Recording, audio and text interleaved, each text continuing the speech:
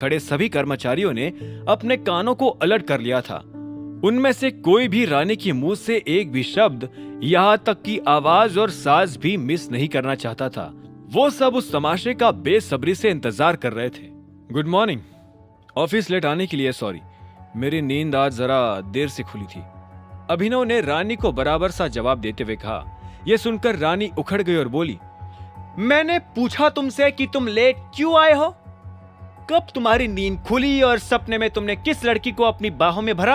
अभी यहाँ आए एक हफ्ता भी नहीं हुआ और ऐसे बिहेव कर रहे हो जैसे कंपनी तुम्हारी है। रानी के तेवर देखकर सभी लोग घबरा गए, लेकिन अभिनव को कोई खास फर्क नहीं पड़ा।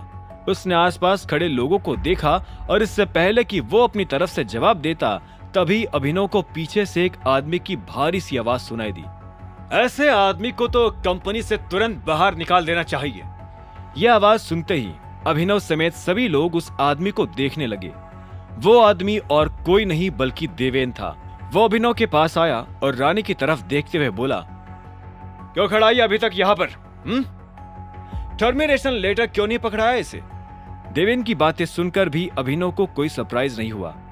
मन ही मन वो जानता था कि देवेन के अलावा ऐसी नीच हरकत और कोई नहीं कर सकता था, लेकिन देवेन ये नहीं जानता था कि अभिनव उसके साथ क्या कर सकता था। असल में अभिनव ने देवेन के साथ सिनेमा हॉल के बाहर जो किया था, उसके बाद से ही देवेन को अभिनव पर काफी गुस्सा आ रहा था। उस रात वो इतने गुस्से में था कि उसने वैभवी को रास्ते में छोड़ दिया और खुद जल्द से जल्द अपने घर पहुंचकर अभिनव को सबक सिखाने के बारे में सोचने लगा। वो वैभवी के सामने अभिनव के हाथों हुई अपनी बेइज्जती को बर्दाश्त नहीं कर पा रहा था। जल्दी उसे वो तरीका मिल गया था जिससे वो अभिनव से बदला ले सके। पहले उसने कुछ गुंडों को पैसे दिए, लेकिन जब गुंडे अभिनव को नहीं पीट पाए तो देवेन और ज्यादा जल उठा। अगर उस दिन अभिनव मार खा जाता तो आज उसकी नौकरी नहीं जाती। देवेन ने रानी को पकड़ा और उसे अभिनव के बारे में भला बुरा कहना शुरू कर दिया। देवेन ने यहाँ तक कहा कि अगर रानी अभिनव को नौकरी से निकालती है तो देवेन उसे इनाम देगा। क्या चल रहा है यहाँ? तभी अभिनव ने देवेन को देखते हुए रानी से पूछा। ये सवाल सुनकर रानी गुस्से से लाल हो गई। उसने अभिनव को देखा और बोली, क्या कहा तुमने अभी? तुम्हारी हिम्मत कैसी हुई ये सवाल करने की? और तुम किससे ये सवाल पूछ रहे हो, मुझसे या मिस्टर देवेन से? देवेन ने कहा, वो तुमसे ये सवाल कर रहा है रानी। मैंने तुमसे कहा था ना कि इस आदमी में मैनर्स नाम की कोई चीज नहीं है, और मैनर्स आएंगे भी कहां से? घर में माँ बाप हो तो बच्चा मैनर्स सीखता है ना, लेकिन इसके जैसा बिगड़ेल अनाथ कहां से मैनर्स सीखेगा? थैंक यू मिस्टर देवेन, इस आदमी की एक और बदतमीजी से हमें रूबरू करवाने के लिए, रानी ने कहा और फिर अभिनव को देखते हुए बोली, एंड यू आर फायर्ड। ये कहते हुए रानी की आवाज जरूरत से ज्यादा तेज हो गई थी। हर कोई रानी की ऐसी भयंकर आवाज सुनकर हिल गया था। देवेन के चेहरे पर भी ये बात सुनते ही मुस्कान आ गई थी।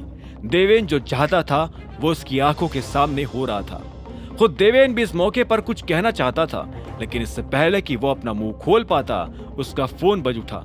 उसने अपना फोन जेब से निकाला, स्क्रीन देखी और उसके बाद रानी को देखते हुए बोला, सॉरी, मुझे ये अटेंड करना पड़ेगा, इट्स इम्पोर्टेंट। और इतना कहकर देवेन वहां से दूर चला गया। इस बीच अभिनव ने भी मौके का फायदा उठाया और जब किसी का ध्यान उस पर नहीं था तब उसने वो मैसेजेस भेज दिए जो उसने लिफ्ट में टाइप किए थे। इतने में रानी अभिनव की तरफ मुड़ी और बोली, तो आज से इनफैक्ट अभी से तुम्हारा यहाँ पर काम खत्म हुआ। अभिनव ने धीरे से हाँ में सिर हिला दिया और बोला, ऑफिस में मेरा जो सामान पड़ा है, क्या मैं वो ले सकता हूँ? बिल्कुल मायरा, तुम भी इसके साथ जाना और देखना ये सिर्फ अपना ही सामान ले, सिर्फ अपना। इतना कहकर रानी भी वहां से निकल गई। उधर अभिनव भी मुस्कुराते हुए अपने ऑफिस की तरफ बढ़ता जा रहा था। मायरा उसे देखकर हैरान थी। जब उससे रहा नहीं गया तो उसने पूछा, सर आपकी नौकरी जा रही है और आप मुस्कुरा रहे हो? अभिनव ने मायरा को देखा और फिर से मुस्कुराने लगा। आगे की कहानी जानने के लिए देखें अगला एपिसोड सिर्फ पॉकेट एफएम के यूट्यूब चैनल पर, और द रिटर्न ऑफ टाइगर के सारे एपिसोड्स को सुनने के लिए डिस्क्रिप्शन में दी लिंक से डाउनलोड करें पॉकेट एफएम ऐप।